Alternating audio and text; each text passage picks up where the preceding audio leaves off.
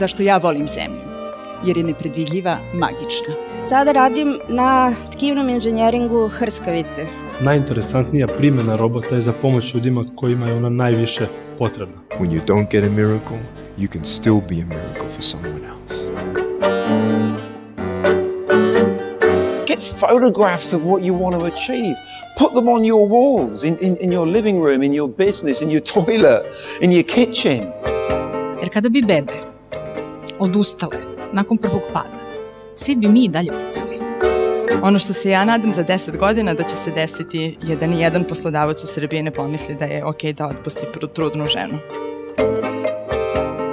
Idite na sajmove u inostranstvu, tamo možete upoznati ljude, a ljudi su ključna stvar u svakom poslu, znači networking. Svi su rekli nismo mi nadležni. Kada je došlo do zadnje inspekcije, oni su rekli evo vam ovaj broj Vukša je nadležan za tu rasvetu.